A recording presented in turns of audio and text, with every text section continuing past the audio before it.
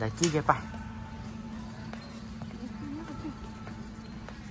Đã chi nhá bé con mà.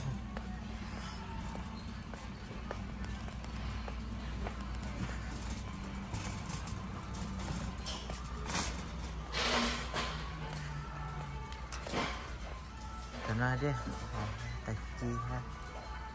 Đó sao tên nó?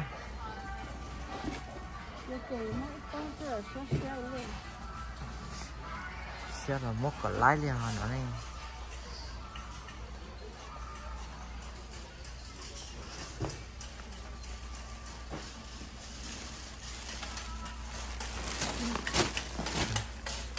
Đã lo rồi, thì bỏ tới 4 là của nó rồi.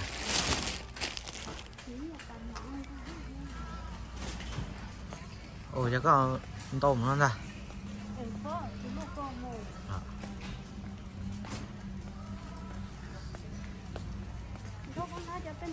Đó, chia nữa, để chia nữa. Đó. Khơi phó là.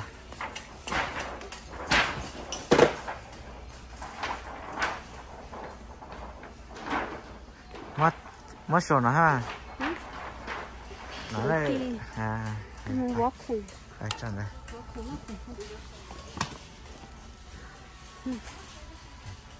Để giờ họ tên gì?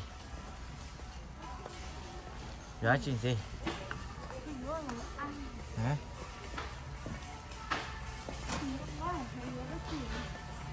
Cái sẽ lướt tầm bó tôi sẽ là chỉ nhau cái là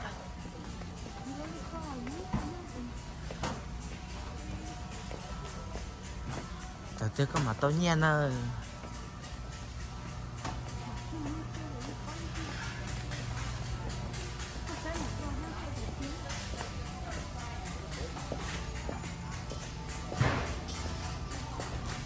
Tờ, phải là nó phải đặt cá lỡ, phải đặt cá lỡ vậy.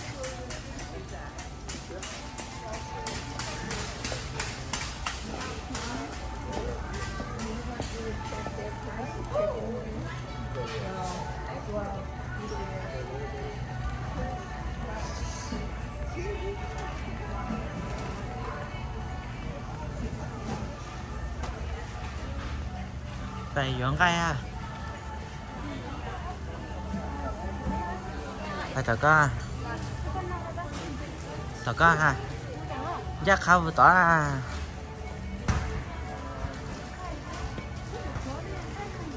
cái nhu họ sai cái đen cái sai cái tơ sẽ cho bọt cùng ơi. Thứ hai có sai kia mà chủ sai bố tỏ là anh đây nhưng mà bay nó ha.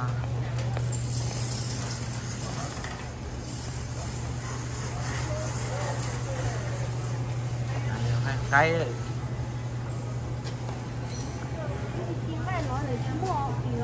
mua mà cái sáng chỉ cho có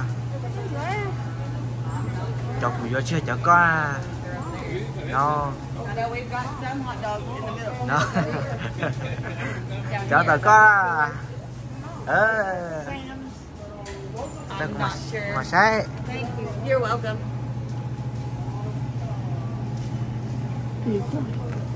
kỳ mô à có mà sát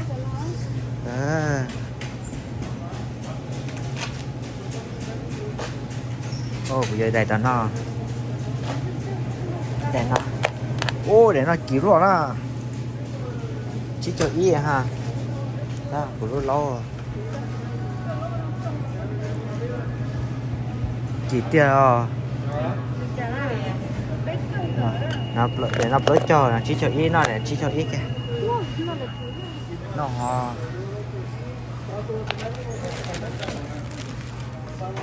đây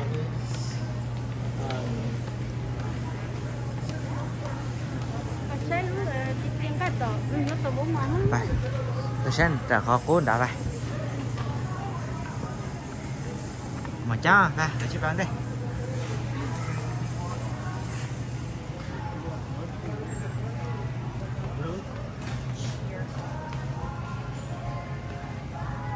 sushi nó này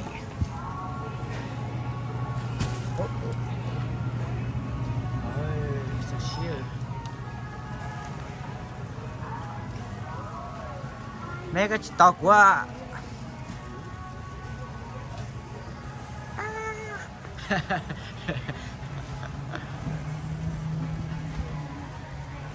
Cái chị to quá hả? Chắc khá có to à?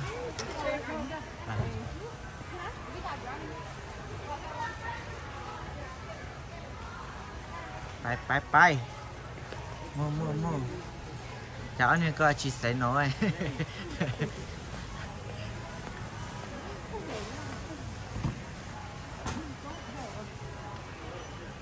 thế đột lần là các loại cho mà của lính tế nè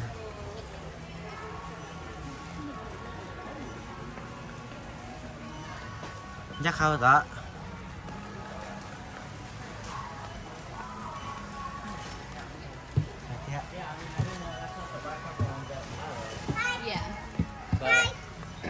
Phải thế.